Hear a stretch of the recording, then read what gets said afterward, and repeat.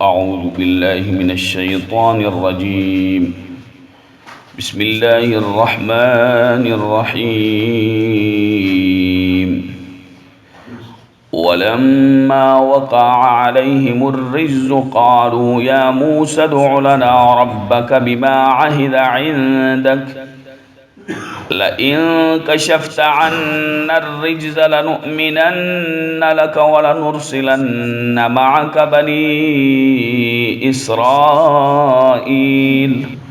اور جب واقع ہوتا ان پر عذاب قالوا تو کہتے یا موسیٰ اے موسیٰ ادع لنا دعا کیجیے ہمارے لیے ربک اپنے رب سے بما عہد عندک جو اس کا عہد آپ کے پاس ہے لئن کشفت عنا الرجز اگر آپ دور کر دیں ہم سے عذاب لنؤمنن لک تو البتہ ضرور بالضرور ہم آپ پر ایمان لائیں گے وَلَنُرْسِلَنَّ مَعَكَ بَنِي إِسْرَائِيل اور بھیج دیں گے ضرور ہم آپ کے ساتھ بنی اسرائیل کو. پیچھے جو ذکر ہوا کہ اللہ رب ذوالجلال نے ان پر 5 قسم کے عذاب مسلط کیے، طوفان اور اسی طرح سے ٹڈی اور اسی طرح سے پسو یا جوئیں والضفادع اور مینڈک والدم اور اسی طرح سے خون کا عذاب. تو اللہ رب ذوالجلال نے فرمایا کہ جب ان پر یہ واقع ہوتی تو عرض کرتے کہ اے موسیٰ اب اپنے رب سے دعا کیجئے اس عہد کے سبب جو اس کا عہد آپ کے پاس ہے، تو پھر اگر آپ ہم سے اس عذاب کو دور کر دیں گے تو ضرور ہم آپ پر ایمان لائیں گے، اور پھر بنی اسرائیل کو کہ جو آپ ان کو لے کے جانا چاہتے ہیں تو آپ کے ساتھ جو ہے وہ ہم ان کو روانہ کر دیں گے، بھیج دیں گے ہم آپ کو ان کے ساتھ. لیکن ان لوگوں نے ایمان لانے کی بالکل جو ہے وہ یعنی جب کسی قوم پر عذاب آئے تو اسی وقت اللہ کو یاد کریں، اور جب عذاب اور مصیبت ختم ہو جائے تو اللہ کی یاد کو چھوڑ دیں. تو یہ انتہائی مذموم اور قبیح اور بری حرکت ہے اور بری عادت ہے، جیسا کہ ان لوگوں کی تھی کہ جب ان پر کس قسم کے اللہ اکبر کبیرہ اتنے سخت اور شدید عذاب اور تکالیف میں اللہ نے ان کو مبتلا کیا. اور پہلے پارے میں ہم نے پڑھا ہے سورہ بقرہ شریف میں کہ اللہ نے فرمایا کہ تم نے تمام چیزیں یہ کام کیے ثم عفونا عنکم، ہم نے پھر بھی تمہیں معاف کیا لیکن تم ایمان ہی نہیں لائے. تو پھر اللہ رب ذوالجلال نے کیا کیا؟ فرمایا اللہ خالق کائنات نے فَلَمَّا كَشَفْنَا عَنْهُمُ الرِّجْزَ إِلَىٰ أَجَلٍ هُمْ بَالِغُوهُ إِذَا هُمْ يَنْكُثُونَ پھر جب ہم نے دور کیا ان سے عذاب کو ایک معینہ مدت تک جس کو وہ پہنچنے والے تھے، اِذَا هُمْ يَنْكُثُونَ تو اچانک انہوں نے عہد توڑ دیا. جب ہم ان سے عذاب دور کرتے تو معینہ مدت تک یعنی ہفتے تک تو وہ ٹھیک رہتے، مہینے تک ٹھیک رہتے، تو ایک خاص جو مدت تھی اس میں وہ ٹھیک رہتے. پھر اذا ہم ینکثون جو عہد وہ ہم سے کرتے کہ ہم ایمان لائیں گے، ایمان بھی نہ لاتے اور پھر دوبارہ الٹے کاموں میں انہی کاموں میں پڑ جاتے. اسی وجہ سے فانتقمنا منهم فاغرقناهم في اليم بانهم كذبوا باياتنا وكانوا عنها غافلين پھر ہم نے ان سے انتقام لیا فاغرقناهم اور ہم نے انہیں غرق کر دیا، ڈبو دیا، فی الیم میں دریا میں، بانهم كذبوا بآیاتنا اس لیے کہ انہوں نے ہماری آیات کا انکار کیا، وَكَانُوا عَنْهَا غَافِلِينَ اور وہ سب اس سے غافل تھے، بے خبر تھے. سارا واقعہ سورہ بقرہ شریف میں گزر چکا ہے کہ اللہ رب ذوالجلال نے سمیت فرعون کے ان تمام فرعونیوں کو غرق کیا دریائے نیل میں، اور موسیٰ علیہ السلام پر جو ایمان لے کے آئے ان سب کو اللہ رب ذوالجلال نے دریا سے پار کیا اور نجات دی ان سے، فرعون سے اور فرعونیوں سے. اور اللہ رب ذوالجلال نے انہیں ان گناہوں کے سبب اور جو اللہ رب ذوالجلال کی آیات کی انہوں نے تکذیب کی، جھٹلایا. یہ ویسے ہی کسی قوم کو عذاب نہیں دیا جاتا وہ جب آپ اندازہ لگائیں کہ ان کا سورہ بقرہ شریف میں کتنا تفصیل سے ذکر ہوا، اب یہاں بھی ان کا ذکر ہوا اور کتنی تفصیل سے، دیگر انبیاء علیہ السلام کا بھی ذکر ہوا، جیسے کہ میں نے اس دن بھی عرض کی تھی، تو ان انبیاء علیہ السلام سے موسیٰ علیہ السلام کے معجزات بھی زیادہ تھے، اور موسیٰ علیہ السلام کی جو قوم تھی ان کی سرکشیاں بھی بہت زیادہ تھیں، بہت زیادہ کفر۔ آپ دیکھیں بار بار اللہ رب ذوالجلال نے کہ ہم نے ان پر سے ایسے ایسے عذاب کو بھیجا، ہم نے ان پر بہت ساری چیزوں کی فراوانی کی، تب بھی وہ نہیں سمجھے، پھر ہم نے ان پر طرح طرح کے عذابات کو بھیجا، لیکن وہ اس سے بھی انہوں نے عبرت اور سبق حاصل نہیں کیا، وہ اسی طرح سے نافرمانیوں میں، سرکشیوں میں، برائی کے کاموں میں اور کفر میں وہ مبتلا رہے۔ ہم نے ان کو چھوٹ دی، ہم چھوٹ دیتے رہے، لیکن وہ باز نہ آئے۔ تو جب وہ باز نہ آئے اور اتنی سرکشیاں کی تو بِأَنَّهُمْ كَذَّبُوا بِآيَاتِنَا، ہم نے اسی وجہ سے کہ انہوں نے ہماری آیات کو جھٹلایا، فَأَغْرَقْنَاهُمْ فِي الْيَمِّ، ہم نے انہیں دریا میں غرق کر دیا، ڈبو دیا۔ اور پھر اس کے بعد وَأَوْرَثْنَا الْقَوْمَ الَّذِينَ كَانُوا يُسْتَضْعَفُونَ مَشَارِقَ الْأَرْضِ وَمَغَارِبَهَا الَّتِي بَارَكْنَا فِيهَا وَتَمَّتْ كَلِمَةُ رَبِّكَ الْحُسْنَى عَلَى بَنِي إِسْرَائِيلَ بِمَا صَبَرُوا وَدَمَّرْنَا مَا كَانَ يَصْنَعُ فِرْعَوْنُ وَقَوْمُهُ وَمَا كَانُوا يَعْرِشُونَ۔ اور وارث کیا ہم نے ان لوگوں کو یستضعفون، جو کمزور سمجھے جاتے تھے، مشارق الارض و مغاربها، زمین کے مشرقوں اور مغربوں کا وارث کیا، التی بارکنا فیہا، وہ کہ جس میں ہم نے برکت رکھی، وتمت کلمت ربک الحسنی علی بنی اسرائیل، اور بنی اسرائیل کے صبر کے سبب اللہ کا اچھا وعدہ پورا ہوا، ودمرنا ما کان یصنع فرعون وقومہ، اور ہم نے ان تمام عمارتوں کو جو بلند و بالا تھی اور جو بھی ان کی تعمیرات تھیں اور قوم فرعون نے جو کی، سب کو ہم نے تباہ و برباد کر دیا، غرق کر دیا ہم نے۔ جن کو کمزور سمجھا جاتا تھا ان سب کو ہم نے مشارق الارض و مغاربہا، زمین کے مشرقوں اور مغربوں جہاں ہم نے برکت رکھی تھی اس کا وارث بنا دیا۔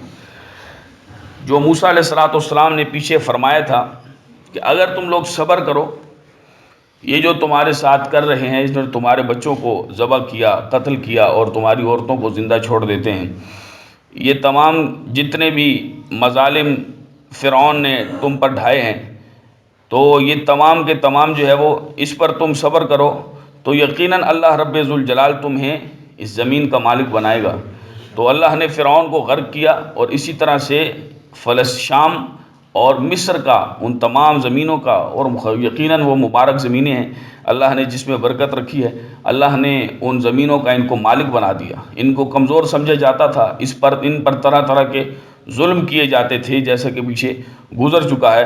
تو اللہ رب ذوالجلال کا وہ انہوں نے جو صبر کیا، اللہ نے فرمایا کہ اس صبر کے سبب اللہ رب ذوالجلال کا وہ اچھا وعدہ جو تھا وہ پورا ہوا بنی اسرائیل پر، اور اللہ نے ان کو، فرعون کو، اور جو فرعون کی قوم تھی، وہ جو بلند و بالا عمارتیں انہوں نے بنائی تھیں اور اسی طرح سے جو بھی انہوں نے تعمیرات کی تھیں، اللہ نے سب کو نیست و نابود کیا، اور ان کو جو ہے وہ وارث بنا دیا زمین کے اس مشرق و مغرب کا جس میں اللہ نے برکت رکھی تھی، مصر کا بھی اور شام کا بھی اللہ رب ذوالجلال نے ان کو مالک بنایا۔ وَجَاوَزْنَا بِبَنِي إِسْرَائِيلَ الْبَحْرَ فَأَتَوْا عَلَىٰ قَوْمٍ يَعْكُفُونَ عَلَىٰ أَصْنَامٍ لَهُمْ قَالُوا يَا مُوسَى اجْعَل لَّنَا إِلَٰهًا كَمَا لَهُمْ آلِهَةٌ قَالَ إِنَّكُمْ قَوْمٌ تَجْهَلُونَ۔ اور پار کیا ہم نے بنی اسرائیل کو دریا کے، فَأَتَوْا عَلَىٰ قَوْمٍ يَعْكُفُونَ عَلَىٰ أَصْنَامٍ لَهُمْ، تو وہ ایسی قوم پر گزرے، یعکفون، کہ جو بتوں کی عبادت پر جمے بیٹھے تھے۔ قالوا، انہوں نے عرض کی، یا موسیٰ، اے موسیٰ، اجعل لنا آلہا، ہمارے لیے بھی ایک معبود بنا دیں، کما لہم آلہا، جیسا کہ ان کے لیے بہت سے معبود ہیں۔ قال موسیٰ علیہ السلام نے فرمایا، انکم قوم تجہلون، بے شک تم جاہل قوم ہو۔ بنی اسرائیل کے پر اللہ رب ذوالجلال نے جو انعام کیا کہ موسیٰ علیہ السلام کی معیت میں، موسیٰ علیہ السلام کی برکت کی وجہ سے، موسیٰ علیہ السلام کی اتباع اور پیروی کی وجہ سے، اللہ کا جو حکم تھا موسیٰ علیہ السلام نے جو انہیں دیا اس پر چلنے اور اس پر عمل کرنے کی وجہ سے اس کو نہیں جھٹلایا، اور اس پر عمل کرنے کی وجہ سے اللہ نے ان کو نیل کے پار کر دیا کہ موسیٰ علیہ السلام نے جو عصا مارا اس پر دریائے نیل پر تو وہ 12 رستے جاری ہو گئے، تو موسیٰ علیہ السلام وہاں پہ جو ہے وہ اپنی قوم سمیت جو ہے وہ دریا سے پار ہوئے۔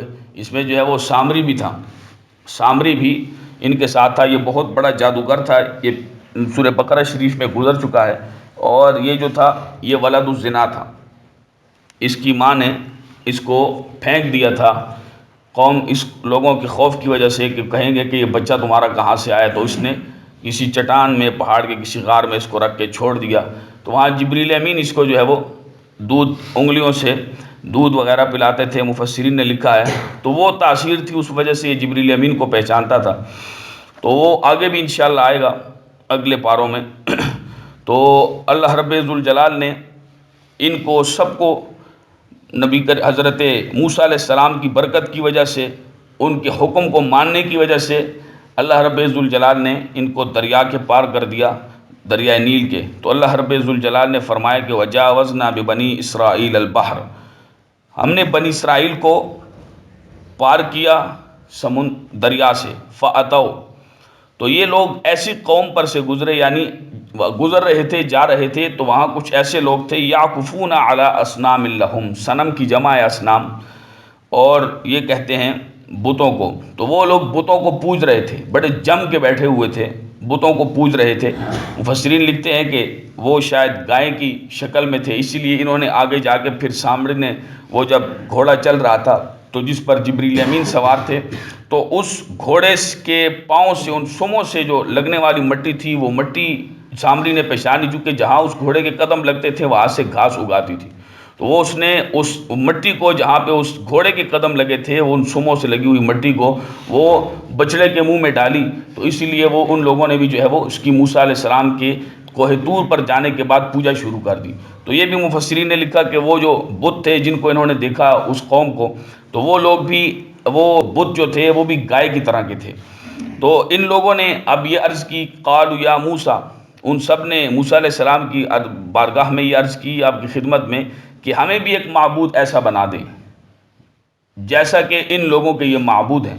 تو موسیٰ علیہ السلام نے فرمایا کہ انکم قوم تجہلون، تم کیسی جاہل قوم ہو کہ جس کی وجہ سے وہی فرعونی وہ کفر کرتے تھے اور اللہ نے انہیں غرق کیا، تمہیں نجات دی اور اپنی اس ایک وحدہ لا شریک ذات جو ہے اس کی عبادت کرنے کا تمہیں حکم دیا، اور تم اس کو دیکھ کر جو ہے وہ پھر اس قسم کی بات کر رہے ہو جس کی وجہ سے اللہ نے تمہیں نجات دی اور فرعونیوں کو غرق کیا اللہ نے۔ تو تم کیسے جاہل ہو، تمہیں معلوم ہی نہیں کہ تم نے بات کیسی کرنی ہے اور کام کیسے کرنے ہیں۔ ان هؤلاء متبر ما هم فيه وباطل ما كانوا يعملون، یہ سب کے سب تباہ ہونے والے ہیں، ما هم فيه وباطل، جس کام میں یہ پڑے ہیں اور جو کچھ یہ کر رہے ہیں وہ سب کا سب باطل ہے، یہ باطل کام ہے، یہ تو شرک ہے۔ دیکھو اللہ کے سوا کوئی عبادت کے لائق نہیں، جہاں بھی تم چلے جاؤ، وحدہ لا شریک ذات وہی ہے، اسی کی عبادت کرو، اور وہی عبادت کے مستحق ہے، عبادت کا سزاوار ہے، اس کے سوا تو کسی کی عبادت ہے ہی نہیں، جائز ہی نہیں ہے، شرک ہے اور تباہی ہے، گمراہی ہے۔ یہ جس کام میں پڑے ہوئے ہیں یہ تو تباہ و برباد ہونے والا کام ہے، یہ ما ہم فی ہے، جس کام میں یہ پڑے ہیں یہ تو درست کام ہی نہیں ہے۔ وَبَاطِلٌ مَا كَانُوا يَعْمَلُونَ، اور یہ باطل ہے، یہ درست نہیں ہے، یہ حق نہیں ہے جو یہ کر رہے ہیں۔ قَالَ أَغَيْرَ اللَّهِ أَبْغِيكُمْ إِلَٰهًا وَهُوَ فَضَّلَكُمْ عَلَى الْعَالَمِينَ، موسیٰ علیہ السلام نے فرمایا اغیر اللہ، کیا اللہ کے سوا، ابغیکم، میں تلاش کروں تمہارے لیے کوئی معبود، وَهُوَ فَضَّلَكُمْ عَلَى الْعَالَمِينَ، حالانکہ اللہ نے تمہیں اپنے زمانے کے تمام لوگوں پر فضیلت عطا کی ہے۔ فرمایا کہ اگر تم یہ کہتے ہو کہ تمہارے لیے کوئی الہ تلاش کروں میں، قالوا اجعل لنا الہا، پچھلی آیت مبارکہ میں گزرا ہے کہ ہمارے لیے ایک ایسا الہ بنا دیں جیسے کہ ان کے الہ ہیں، معبود ہیں. فرمایا کہ ایسا الہ تمہارے لیے بناؤں کہ جو اللہ کے سوا ہو. اللہ کے سوا تو الہ ہے ہی کوئی نہیں، معبود ہے ہی کوئی نہیں، سب کے سب محتاج ہیں اسی کے فضل و کرم کے سب محتاج ہیں. تو پھر عبادت اس کے سوا تو کسی کی بھی نہیں ہو سکتی. وہی صانع عالم ہے، وہی خلاق عالم ہے، تمام کی تمام مخلوقات کو پیدا کرنے والی ذات وہی اسی وحدہ لا شریک کی ہے، اور وہ اللہ ہے. اس کے سوا جو ہے وہ کیسے کسی کو معبود بنایا جا سکتا ہے. وَهُوَ فَضَّلَكُمْ عَلَى الْعَالَمِينَ. تم اپنا مقام اور مرتبہ تو جانو، اللہ نے تمہیں اس زمانے کے تمام لوگوں پر فضیلت دی ہے. تم اپنا مقام تو جانو کس وجہ سے تمہیں دی ہے. یعنی جو بات میں کہتا ہوں کہ اللہ کی عبادت کرو، تم اسی رستے پہ آئے اور میری تم نے اتباع کی تو تمہیں فضیلت دی گئی اور تمہیں بچا دیا گیا. ورنہ وہی حال ہوتا کہ جو فرعون اور فرعونیوں کا ہوا. تو کیونکہ وہ بھی کافر تھے، وہ بھی اپنی ربوبیت کا رب ہونے کا وہ دعویٰ کرتا تھا، حالانکہ حالت اس کی یہ تھی کہ وہ جو ہے وہ صرف ہمارے معجزے سے ہی مرعوب ہو گیا. تو اس سے یہ بھی پتہ چلتا ہے چونکہ فَفَضَّلَكُمْ عَلَى الْعَالَمِينَ وَهُوَ فَضَّلَكُمْ عَلَى الْعَالَمِينَ. عالمین سے مراد تمام جہان کے لوگ. تو اس پر اب یہ بات جو ہے وہ اعتراض ہو سکتا ہے کہ عالمین میں تو امت محمدیہ بھی آتی ہے، تو کیا بنی اسرائیل سب کے سب پہ جو ہے وہ فضیلت رکھتے ہیں؟ ہم کہتے ہیں نہیں، یہ صرف ان کے زمانے کے ان کے دور کی بات ہے، ورنہ امت محمدیہ تمام امتوں سے افضل ہے. نبی کریم علیہ السلام کی واسطے سے، وسیلے سے، حضور علیہ السلام کی اس مبارک نسبت کی وجہ سے، اور اسی لیے ہمیں کنتم خیر امت اخرجت للناس، ہمیں سب سے بہتر امت فرمایا گیا. چوتھے پارے میں گزر چکا ہے. اور امت وسط فرمایا گیا، اور جو درمیانی چیز ہوتی ہے وہ سب سے زیادہ افضل اور اچھی چیز ہوتی ہے.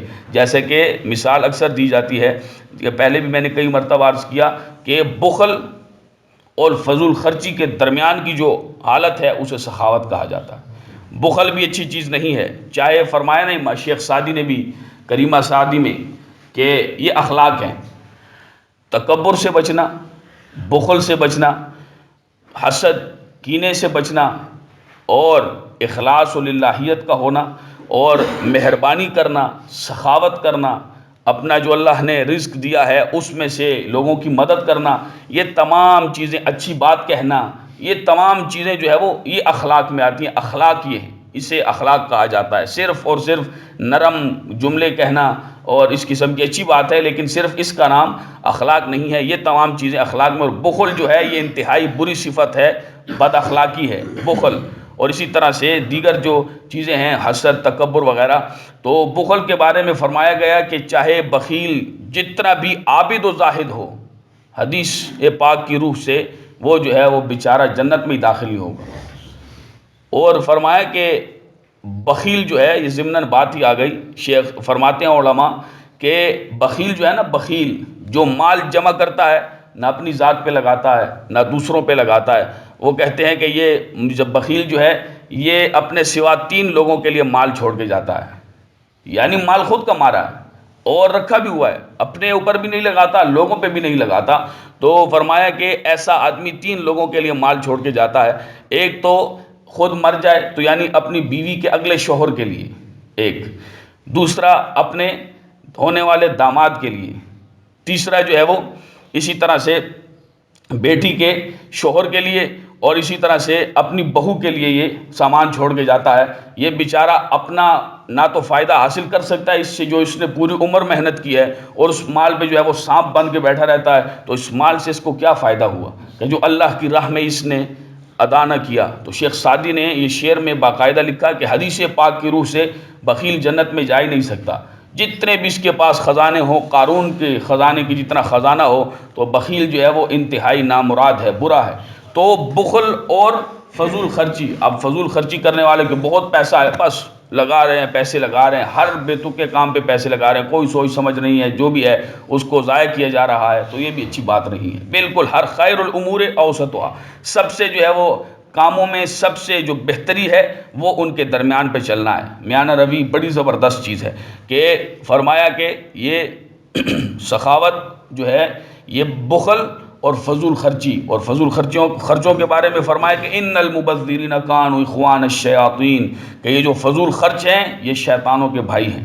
تو سخاوت یہ درمیانی چیز ہے. اور اسی طرح سے بچپن اور بڑھاپا دونوں میں آدمی عاجز ہو جاتا ہے. بچپن میں وہ تجربہ نہیں ہوتا، عقل کی پختگی نہیں ہوتی، وہ قوت اور طاقت نہیں ہوتی، دیگر بہت ساری چیزیں ہیں. اسی طرح بڑھاپے میں آدمی جو ہے وہ اسی طرح سے کہہ دیں بچپن کی طرح، اگرچہ آدمی کے پاس تجربہ ہوتا ہے لیکن وہ طاقت نہیں رہتی، وہ چیز نہیں رہتی جو جوانی میں ہوتی ہے. تو بچپن اور بڑھاپے کی جو درمیانی حالت ہے وہ جوانی ہے، اور یہ سب سے جو ہے وہ زبردست اور خالص عمر ہے. اسی لیے کہا جاتا ہے کہ اس عمر میں آدمی توبہ بھی کرے، اللہ کی بارگاہ میں جو ہے وہ سربا سجود ہوتا رہے، تاکہ جو ہے وہ اس جوانی کے اس میں، بڑھاپے میں تو جب آدمی ہر کام سے رہ جائے تو وہ یقیناً جو ہے وہ مسجد کی طرف یا نیک کاموں کی طرف آئے گا، کیونکہ وہ دیگر کام کر نہیں سکتا. کہ جب اس میں اچھل کود بھی ہے اور سب کچھ کر سکتا ہے، طاقت بھی ہے، سب کچھ، اس وقت یقیناً جو ہے وہ کامیابی اسی میں ہے کہ جب آدمی